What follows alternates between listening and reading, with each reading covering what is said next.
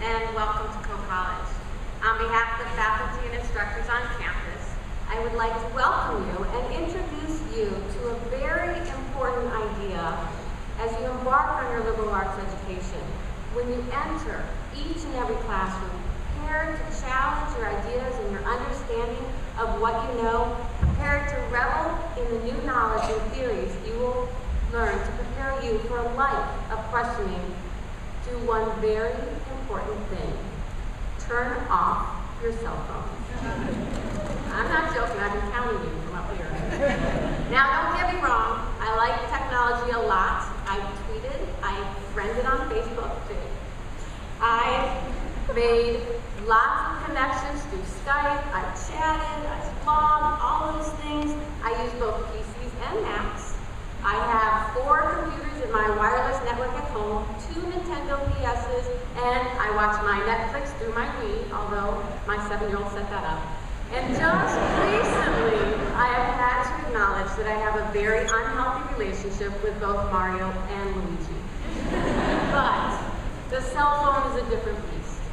While you can control all those technologies I mentioned, the cell phone can control you.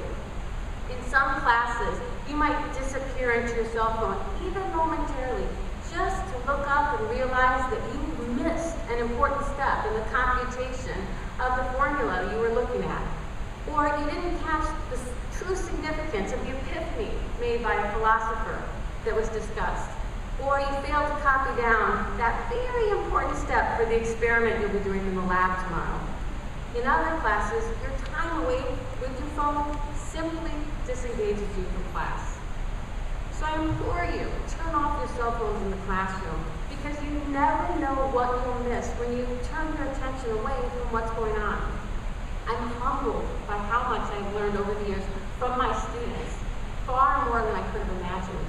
And often these learning moments come in most subtle ways. I learned how hard the struggle is for tolerance from a student named Lauren, who had lost 2 aunts in 2 separate attacks by terrorists over a 6-year period.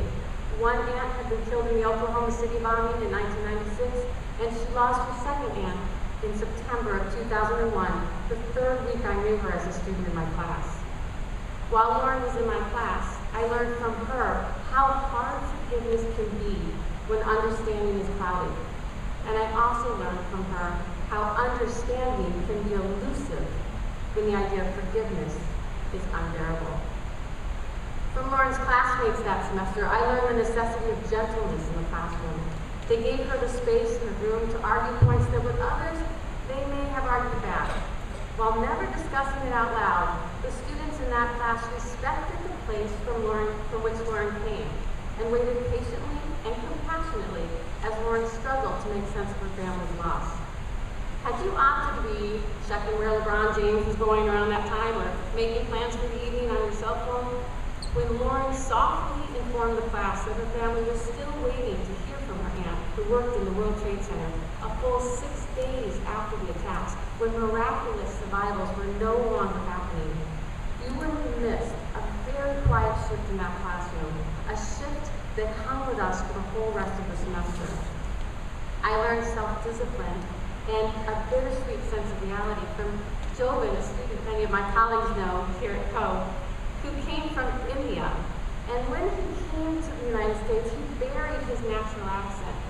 He knew that most of his classmates would have had limited experience with people from India, and as he once told me, he didn't want people to bring to mind the idea of a poo from The Simpsons whenever he opened his mouth. His words. He knew his voice and his accent would serve as a barrier to the kinds of connections he intended to build while he was at Coe. And he was very aware of the probability that were he to speak in his natural accent, he would be dismissed as an other or different. And I learned courage and pride when Jobin, at the end of the semester, addressed the whole class using his rich, natural accent, and quietly explained to them the lengths he had gone to fit in. Part of your role here at Coe is to come to the table. This community functions best when the unique qualities that led you here to Coe actually get to play out here. Show us what you have. I expect you to teach me. Now, your phone might be your connection to home, but know this, your families and friends and the community members who believed in you and got you here are still there, and they are happy you are here. They're holding you up, but they want you to face forward. They want you to find your place in the world, and while they appreciate that connection and tie that you have to them, and they appreciate you keeping in touch, they don't want you to look back. Maybe, just maybe, letting go of the phone a little is like giving up a part of home. But maybe, just maybe, you can loosen the grip a little. Now let me talk to the parents. Yes, you should still call them. Yes, they should still answer. But if you call on a random Thursday morning around 10:17 and they don't answer and don't text you back immediately, assume they are in class, not jail or hospital. You don't get the phone call. Do know that they're probably learning, and if you really want to go crazy, go old school and call them after 5 when the rates change. Pretend like we're still living in that era. Most of the classes at Co are over in the afternoon. So we'll all kind of learn through this one. One last caveat. One of the most precious things in education is time. I rely on every single one of those 50 minutes, 3 times a week that we're in the classroom. And I'd like to point out that those 50 minutes 3 times a week are 12 minutes less than the movie Avatar. So, keeping that in mind, I expect full attention while there. However, I also believe that learning doesn't really stop in the classroom. It happens around the clock. While I emphasize the importance of being an engaged participant in the classroom, I know that some of the most important learning happens not on my time, but on yours. In the halls of your dorms, in the wee hours of the night, around a table in the caf during Sunday's lunch, or on a walk across campus with a classmate who's destined to become a friend. You can't know the depth of satisfaction I feel as a teacher when you come into a classroom and grumble, my roommate and I were up until midnight fighting about what we talked about in class. Because when you talk about things out there that we've talked about in here, now I know we've made it.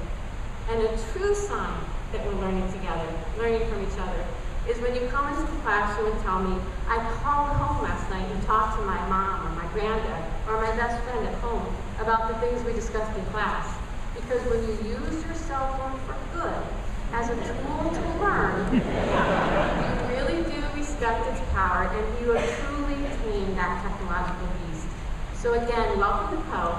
Enjoy every minute, and remember, when you walk into the classroom, cell phones off. Thank you.